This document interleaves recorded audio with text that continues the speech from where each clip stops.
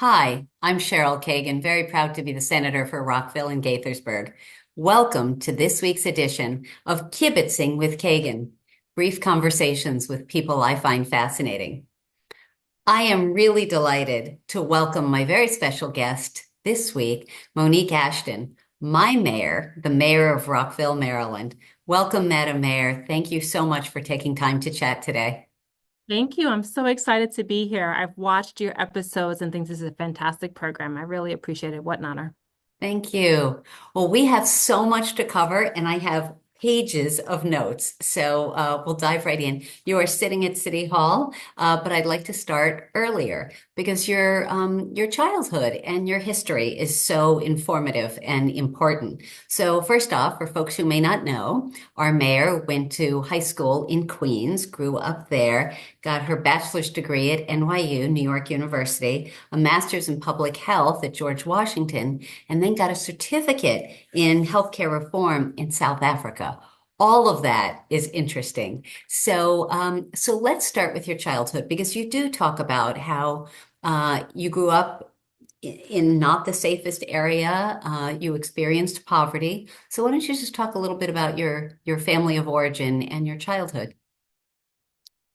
Yeah, in this role, I think I'm learning to be more vulnerable. I'm of that ilk of women who were raised to be very strong. And I think after COVID, I really just started to open up about my story because we all have one, right? No Mhm. one woke up like this, contrary to the wonderful song by Beyonce. But I grew up in a one-bedroom apartment. I am one of seven living children. Wow. Uh, so at some points we were all in one bedroom apartment. Well, most my sister was still not yet born. So it was rough. I had an experience of disparities from educational disparities to housing disparities to health disparities. And I always thought that it didn't have to be this way, right? And I saw so many people like those in my community suffering from a variety of things. And so, I always had the little girl in me at the time just knew that there was something else that our people deserve better. And it inspired me. I wouldn't change a thing because it made me who I am. I had to learn to navigate the streets of New York. All the education, the toughest education, what gave me so much character is the love of my family, but also the circumstances that I had because you had to be tough, right? You had to learn how to wrap your spirit and Yep. move forward. But it also fueled me to want to do more in my community, to speak up when, others were suffering. And so I've been trying to do that from the very beginning. I was in high school on class president, and when I was in college, I was lobbying for education. And going to represent NYU with actually then Democratic Whip Biden at the time, talking about Wow. reform back then, talking about educational disparities and trying to help other people. So it's been in my heart because I will never forget what I've seen and what I've experienced, and I want to help others to have more opportunity. Amazing. Before we leave the education and pivot, tell me why you chose to study in South Africa and what that experience was like. Yeah, so it wasn't that long ago that where HIV/AIDS was a crisis. It's still a crisis, but at the time there was no maternal to child transfer therapy. The world we live in now was even worse in terms of HIV. Also, South Africa was going through tremendous disparities and reform Hmm. because of the after effects of apartheid.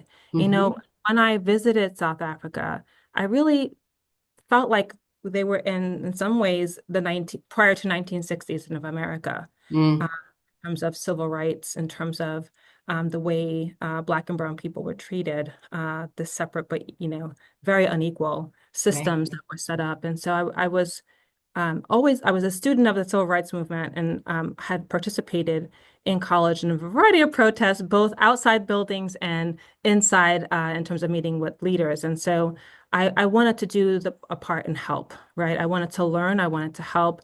And from a public health perspective, there's so much that can be done to improve and help people live longer lives. Some parts of the world don't have the luxury of to be able to live long enough to get chronic diseases. Yes. And I think it's really important to not only look at how we are experiencing life today, but to also help others across the globe and in our own community. Great. Thank you. So we are not going to spend a lot of time on your healthcare policy, but for the record, I do want to honor your incredible background by mentioning that you worked for the Surgeon General, you were presidential management intern, which is a big deal. You worked for the U.S. Department of Health and Human Services, which we may be looking at Robert F. Kennedy Jr. as the incoming secretary, which is a little bit terrifying, or a lot of bit terrifying, actually. But I want to mostly focus on Rockville.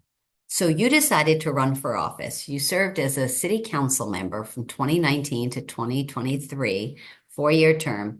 What made you decide to run, and was it what you expected, being a candidate and then being a council member? Well, interestingly, I'm someone who's a planner. And so from the point of college, I had a 12-year list of things I wanted to try to get done Why did spiritually, that not academically. surprise me about you? Yes. What was really interesting is that the first time in my life, this was not on the plan. It just wasn't. Okay. Not like I ever looked at electeds and the work that you all do and said, I want to be that. It was really just a calling, right? And sometimes when the spirit moves you and it's like, it's your turn. I really care about Rockville in so many ways. I see opportunity for economic development, economic opportunity. I see places where the city has done a great job, and there are parts of the city that have not gotten their fair share. Mhm. About from urban renewal and even before. And so I really felt like because I have both private sector and public experience and community activist experience, I could put those things together to really help our city. I like to say I have a private sector brain with a public sector heart. Like, how do you think about the fiscal aspect and organization management to not only have meetings, but to get things done for public good? And I thought those skills would be a really good opportunity to, serve my city. I've been very, very fortunate to be where I am from where I came from. I want everyone to have that opportunity. Amazing. I remember introducing you to a guy named Wes Moore when he was one of 12 candidates, and he was at 1% in the polls when I endorsed him. And I remember bringing him into to a vaccine clinic in Right. Lincoln Park. And I watched you light up. And it must be that you kind of saw your own story. I definitely do. First of all, Governor Moore, I'm so impressed and proud and honored that he is our governor. Like Yes. to say, I claim my governor. I feel like Maryland is a bright spot. I just see so many things that his own experience that he's so candid about and what he's working for, Yes. fully in line. I do have a funny story though. Please. That was the first time I met him. Back, I think it was July 2007, I wanted to help my then church support a wedding ministry. And so I look back in my files, and he and Dawn, First Lady Dawn, were in that crew that I helped get married. So, Wow. I knew Dawn Fleith before she and Wes ever dated. I oh, knew I that's knew so her fun. first. Yeah. But they're an incredible couple Yeah, they are. that are just a powerful team together, right? Yes. So, yeah. Yes.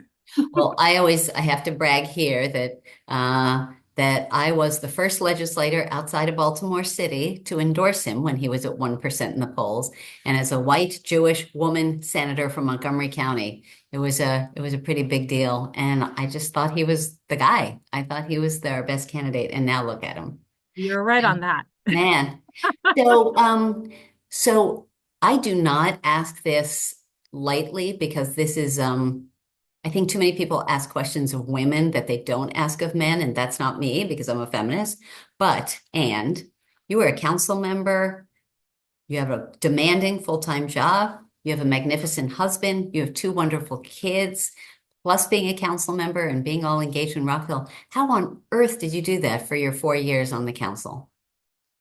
And take Um, care of yourself, your own life and body and friends and The truth is that this work is fun and it's also so fulfilling. And it just drives you. Like I wake up every day and actually also when I sleep at night, I'm thinking about this place and how to make it better. But I also want to share another personal story is, none of my parents are alive. My mother died at the age of 45 and Mm, a tremendous impact on me. You know, we walk around every day thinking that we're going to be here. We don't know that. We really mhm, don't. mhm. And so the time is now to do what you can to, make this world a better place. And I try to live every day that way, just knowing that what can I do to make this world better today? How can I love on my family? How can I love on my community?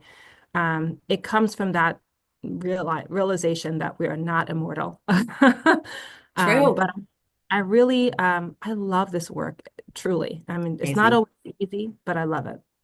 So, after 4 years on the council, you decided to run for mayor and were elected in a contested election. Um, what were your goals? Why did you say, I need to be mayor? I want to be mayor because. Yeah, it was interesting for my public health background to be on council because we were dealing with the COVID pandemic. And Hmm. I think, that background has really helped me to think about the city. It's not just policy, but public health teaches you how to look at a whole person and a whole community from the social determinants of health, right? Economics, education, housing, all the things that make people thrive. And Yes. I think that lens is so important for a mayor, right? You need to look at not just what the problems are today, but why are they there so that you can help address them, but also what do we want? What do we aspire to? And so I try to take that approach, that lens into this role as mayor. And after COVID, I saw that the work wasn't done. There was so much that had to be fixed.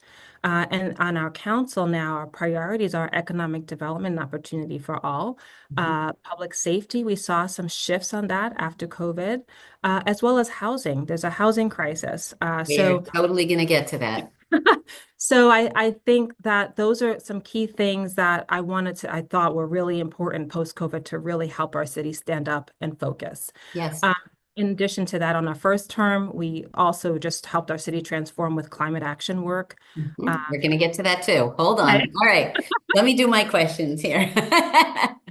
Um, I want to put out there that you are the first mayor of color in Rockville's history, which is important and significant. And your mom was Latina, your dad was West Indian. You bring a richness of an ethnic background, and that reflects Rockville's diversity, which has no majority. Whites are just under half, and then the rich tapestry of all the other ethnicities and stuff. Why don't you talk about how that feels for you to be the first person of color elected as mayor? I don't take it lightly because I always know the first one's going to be judged twice as hard. Mhm. So my mother taught me to work twice as hard. It's just something that I carry with me and, I just do.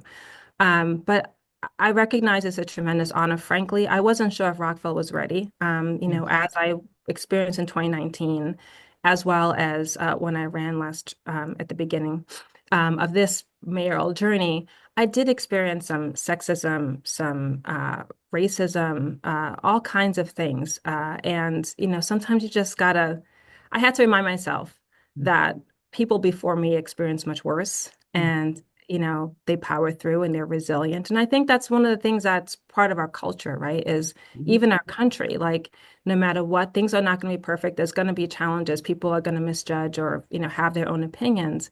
But it's our job to be resilient and to move forward so that we can, make some progress. And I hope that I can open the door for others. And we can be role models. It used to be senator, state senator, or mayor, or anybody was sort of middle-aged white guy with salt and pepper hair and all that. And I've caught up on the salt and pepper hair thing, but yeah, we don't look the traditional way of an elected official, but people have learned. Um, Language access. I've passed two laws on language access, and Rockville is one of the most linguistically diverse cities in the nation, which I am so proud of, and so is Gaithersburg. Why don't you talk about, you've been especially focused on engaging with Asian languages to make sure that the Asian American community can learn about our budget and other programs. Could you tell us more about that? Absolutely. Everything from our elections to budget, people cannot learn if they don't understand, right? That access point, again, that door being open is so critical. Back in 2019, when I ran, we did have things in Spanish and English in terms of the election. Mhm, We did not have things in any Asian languages. And mhm, that really didn't make sense to me, given the population, over 20% Asian in Rockville. mhm, So when I had a chance to be on council, we did work to expand language access in terms of our education materials and our budget surveys. We put, went to French and other languages. So, we have to represent people, and you can't represent what you don't know. mhm, And I take that seriously. And, we are not perfect yet. There's so much more I want to do on that front, um, mhm. in terms of engagement and going out, not just expecting people to come to us, but going out into communities. But I just think that if we're going to be diverse, we have to also be inclusive as a city. 100%. So speaking about inclusion, housing is something that you've worked on, that we've worked on together. We just had the Secretary of Housing and Community Development come and spend a day, 2 days in Montgomery County, but a day in Rockville and Gaithersburg. And you did a magnificent job, sort of showing him all the pending projects. There are people in Rockville who used to be quite NIMBY, the not in my backyard, the acronym for that. How do you find it to find the people who say, no, we don't want affordable housing anywhere near us? Have people changed their views and understood we need more affordable housing for working families? What is it that you experience, and how do you think about the issues? I remember when I first found in 2019, someone said, "Oh, you like Molly Price dwelling units and PDUs. People also hear them as." And I said, "Yes." And I said, "Well," he goes, "I don't like that." And I said, "Well, don't you think everyone should have a place to live? Don't Mm, you think that the police officer who protects our community should have a place to live? Don't you think that seniors, as they get older and their incomes may go down or stay flat, should mhm, have a place to live?" When we mhm, make it a human factor of the people in our community, I've been to places in this country where people have to sleep in their cars, and restaurants shut down because there aren't enough workers. When COVID came, I saw some of that here. And so I just think that we have to, put things in place for the world we want to see. And there are people in our community who help us, and there are young people who want to come live here, and there's seniors who want to age in place. And we have to look at all the generations and all the types and create housing. It's just a fact. So briefly, describe just in a few sentences one new community that you're most excited about in Rockville. Wow. In terms of the new housing that we put together. Either that's online or coming in through the process.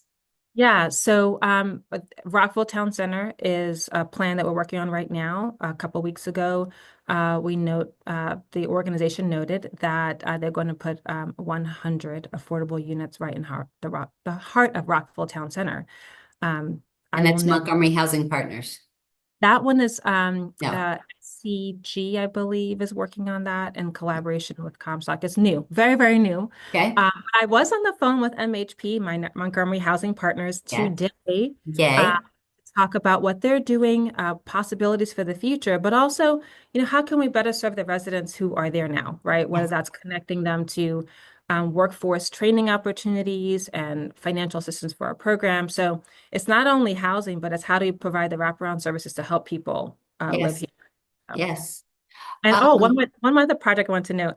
For yeah. the first time, a new project, King Farmstead District, which was approved last term, um, is named after BIPOC leaders. I will say that all Black. BIPOC is. So it's people of color. So it's named after Black educators. So all of their streets are honoring. I know that we have a variety of street names after people who have enslaved people. And it was really nice to see them putting that forward. So that was something we were able to do in council. So I'm going to detour to another place about naming. So you were very involved in the Bayard Rustin Elementary School, which is a new school that serves my community, actually. Uh, I live in Newmark Commons, and it's very close here. So why don't you tell us, Bayard Rustin is a civil rights leader that is too often invisible and unknown, and I think it's awesome that we have a school here named for him. So why don't you do just a 2-second tutorial on who he was and why you thought it was important to name a school here after him? So Bayard Rustin is a pioneer in the civil rights movement, part of the brainchild behind the March on Washington. Hmm. He was a gay civil rights activist and has done so much. I think that because of his identity, uh, both intersectionally speaking from a LGBTQ community, from a Black community, Hmm. uh, he was never given the full credit to what Yeah. he did. So Bayard Rustin is named after the school is named after him, and there's a nice bio, and students fully embrace. We did Bayard Rustin Day when I was there. I would just note we worked for over a decade to create that school. I was part of the Boundary Studies school naming Hmm. as well Hmm. as the principal selection. I'm very proud of the community it's created. Yes. It's a beautiful school. I have spoken there many times, and there is a real culture of inclusion and commitment.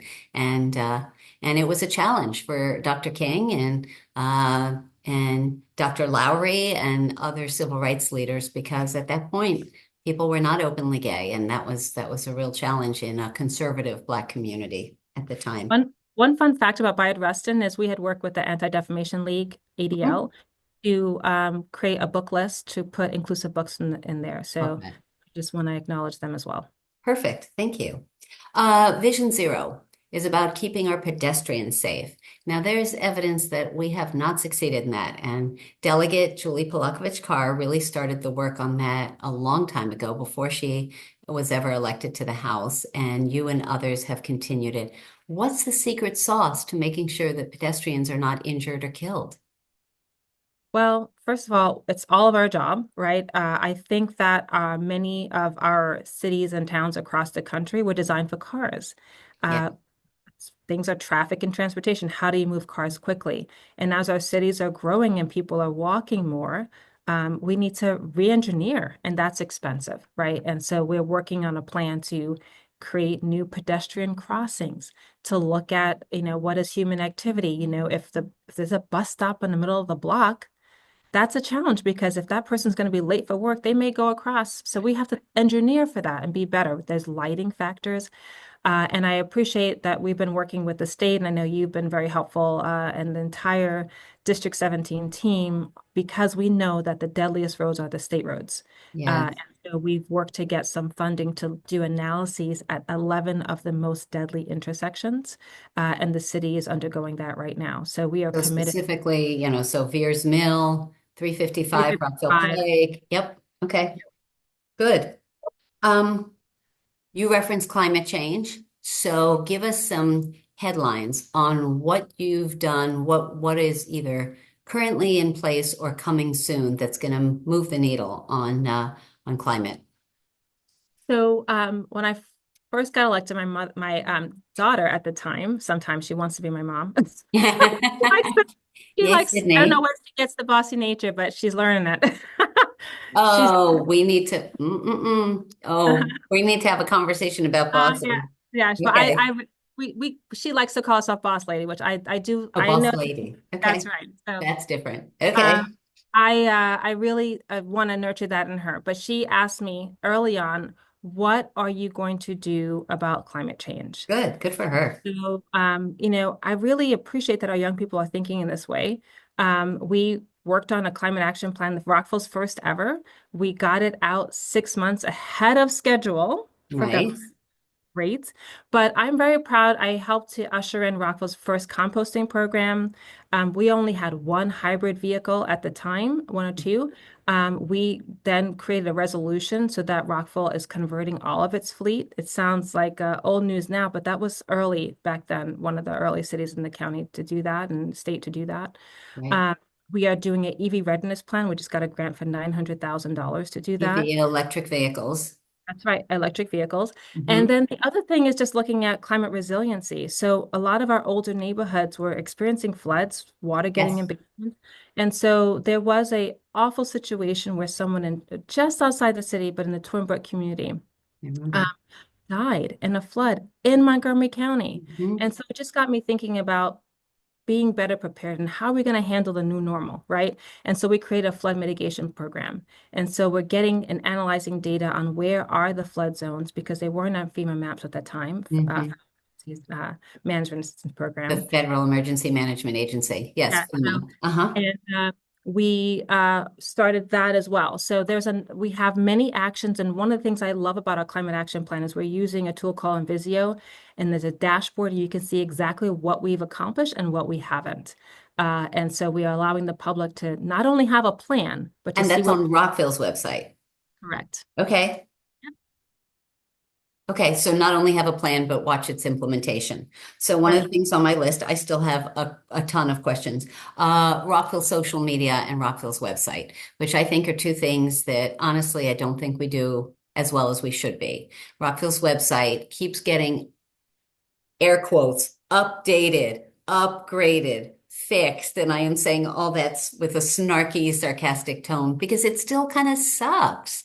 What is the answer, and how can Rockville residents navigate and learn more about what we've got going on?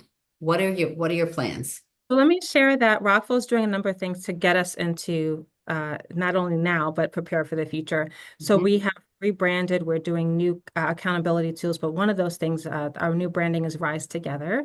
And we are going to be having a brand new, not just the lipstick on the website, but operating system, ability to be able to be ADA, so that people with low vision and other types of American Disability Act Mhm. compliant, 508 compliant. And so that's supposed to be launching sometime next year. And I'm hopeful, I'm pushing for this is to create an app. So we put funding aside for Wow. app for Rockville. So good things are coming. All Uh, right. Call me coming. dubious but hopeful. I am ever hopeful for that. It must be. Um, Okay, pivoting once again.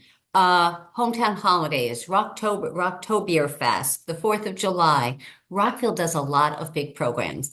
That is exciting and cool, and it's expensive and time consuming. How do you see the sort of checks and balances, and which of those events or any events do you think we do really well, and which ones are you looking to tweak? Or maybe even, is there anything you're thinking about eliminating? Well, I love those events. What I find is that people want community. They want to see each other. That's what makes this place so special. Hmm. I will say that Hometown Holidays was previously at Redgate. It is coming back to Which town is a golf center, course. which was a former golf course, now park. Yes, yes, fair, right. So it is now going to be back in the heart of town center. We're trying it out, but I think this is really important for a number of reasons. When I it was at think, eight, there was it was hard to get to, but also there are people with different accessibility needs, and it was hard to navigate. So we're trying to bring it back to the heart of Rockville. I also want to acknowledge that you said things are expensive, and Rockville doesn't only produce events, but we have nonprofit partners and other entities like the F. Scott Fitzgerald Literary Festival is mm-hmm, fantastic. Peerless Rockville, shout out to them. Jasmine Ward, came out for the last one. So I want to thank the festival board. Also, the Salsa Sister. dancing, movie nights, concerts. Yes. Yeah, we try to make sure that we have big signature events like Oktoberfest and Hometown Holidays, but Yes, then eventually we go out into the community where we do yes, movie night with the police to be able right. to community and movies in the parks. But Sister City is part of it's a Rockville adjacent, it's a nonprofit. They organize it. We had Hmm. 12,000 people in Rockville Town Center for the Bubble Tea Festival. So Nice. Great. we're rocking. Awesome. So I was going to ask you, what does Rockville do well, and what are areas of improvement? What do you think you're focused on and tweaking, making better? One of the things so you said, what are we doing well? Rockville's unique in terms of our recreation and parks program is quite incredible. Yes. And I work to expand some of the youth programs because they were getting sold out like Beyonce and Taylor Swift tickets within 12 minutes. Not quite like that, but okay. Within 12 minutes, there was many programs that sold out, but we've expanded more capacity. So I would say that, and Rockville's unique in that we have 67 parks and 67 officers. It speaks to how we see safety Nice. and community. So I think that is pretty cool. In terms of what we're going to do better at, I mean, housing, I think also we're trying to pivot on economic development. We do have a strong, diverse revenue sources. So I think that's something looking to improve pedestrian safety. Right. Um, Talked about some of those things earlier. So I want to hit several things briefly. We have a new city manager in Jeff Mihalik. We are supposed to have a strong city manager form of government. Give us a quick sense of the balance of mayor and council versus staff, how you see it, and how you think our new city manager is doing so far. Well, I am bullish on this topic. I am excited about our new city manager and our team. I think he is a planner by training. So I think that is really helping us to think creatively and holistically as we think about economic development and housing. So I appreciate that skill set he brings. And I think our colleagues on my council, I really appreciate every single one of them has unique perspectives and are, the most diverse council in Rockville's history. So Hmm. Hmm. I think we're working well together to look at policy and then also to check in and say, hey, is that policy working? Is it being implemented? So, and then also giving staff the space to get it done. So I'm Good, excited about that. good. Speaking of staff, a really important member of the Rockville team is the chief of police. And Rockville Chief Victor Brito just resigned, and we have an acting chief in Major Jason West. There's a national search. What's the timetable? What can Rockville residents expect in terms of transparency and a timetable? Yeah, so there has been a recruiting firm in place to be able to go ahead and do a national search. I want to thank Acting Chief West as well. I want to acknowledge Deputy Chief Plummer as well. They're working super hard. We are going to work, we have a new community policing advisory board that's going to help and other parts of our city going to help interview or meet with the candidates that we put forward. We'll be sharing updates and having opportunities for different stakeholders to be able to meet said candidates. Good. Uh, and we will make an announcement. I think, Okay. our city manager knows that we want to be very strong at fair and impartial policing and the community partnership. That's very essential to Rockville, and I think very, unique, and hopefully it'll be the whole country's like that. But I think that's something that we've done well, but Good. also be strong internally in terms of supporting and encouraging and getting recruitment, so that Rockville is in place to do and be the safest city. So I think Well, a lot of good things coming there. I'm just going to put a pin in I suspect that the three delegates and I would love to meet some of the finalists when and if appropriate. The gun buyback program is a big deal. Talk about the numbers and why it's important. So there was a situation where before the ghost guns were made illegal by the state of Maryland. Thank you for that. But we had been having those discussions in Rockville, and there was not in the city of Rockville schools, but just outside of Montgomery County. I had seen some news about ghost guns in schools. And so I was just like, why don't we try to get some of these guns, which are now illegal in the state of Maryland, off of our streets? So I talked to our city manager, our council, and our chief, then Chief Brito, and everyone was on board and fully supportive. And we started a program about 3 years ago. We've collected about 800 guns How crazy is that? that are now melted. Um, Yes. and Not so resold, not donated, not on eBay, but melted down, not ever to be used again as a weapon. That's right. That's right. And we also collected assault rifles and some stolen guns. So I think it's been a very positive event from our community. Actually, it was so popular that we had to move it to Redgate And because you've done it twice? three Three times times? Okay. Move to Redgate. Yes. because we needed more space. Unbelievable. All right.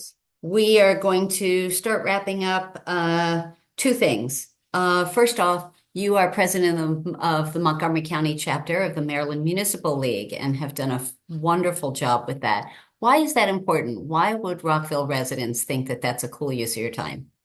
Well, I'll say we actually, when I was first became president, and by 2022, we negotiated a deal with the county on tax duplication, whereas all of our cities pay taxes to Montgomery County, but some of the cities were doing some of that work, and we were not getting that funding back from the county. For Rockville alone, that resulted in $8 million per year being returned to our city. Why is that important? Is because we can do more infrastructure projects on transportation, on Vision Zero and public safety. And we, for the first time in Rockville's history ever, we got paid for police.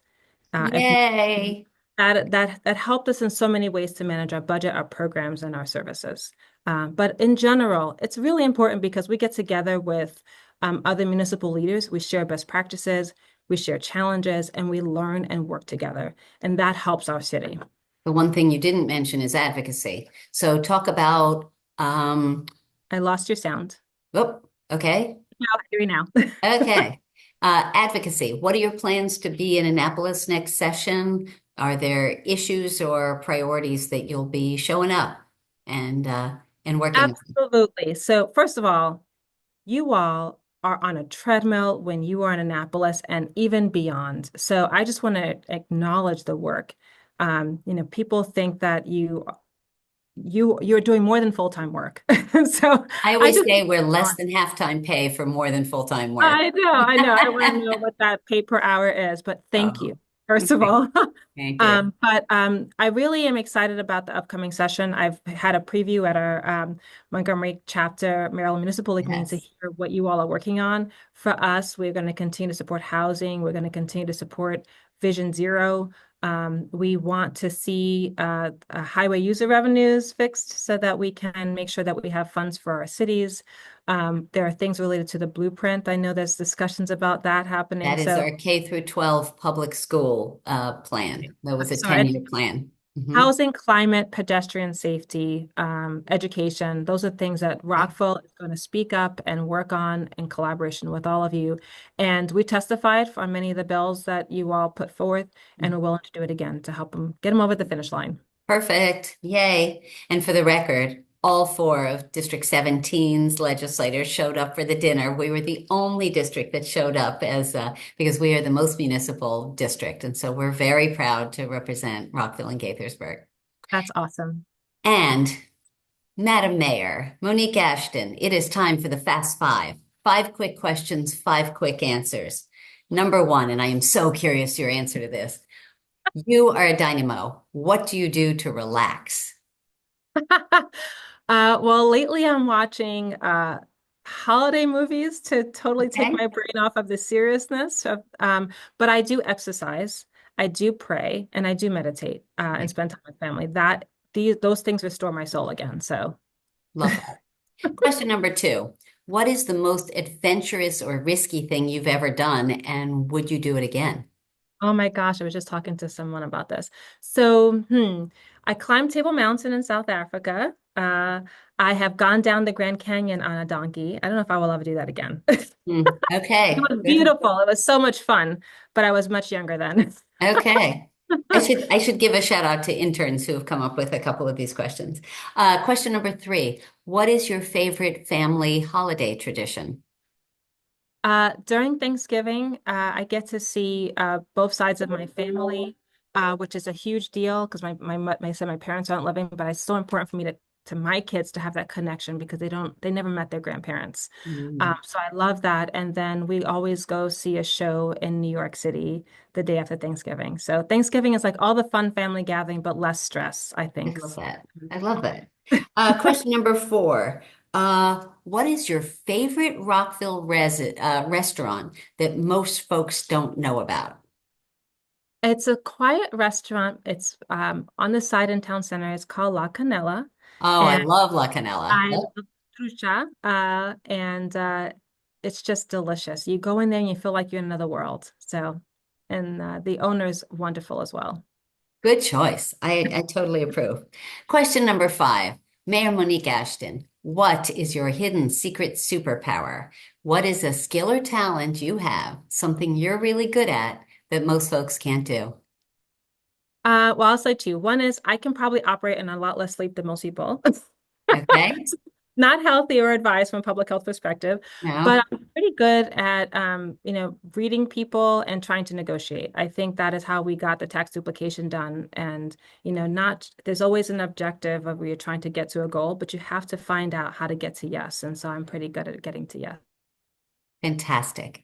Well, Madam Mayor Monique Ashton, thank you for your work, your dedication, the sacrifices that you make in terms of time at home and on your own. We're very lucky to have you as our mayor, and I was delighted to have you as my guest on this week's edition of Kibbitzing with Kagan.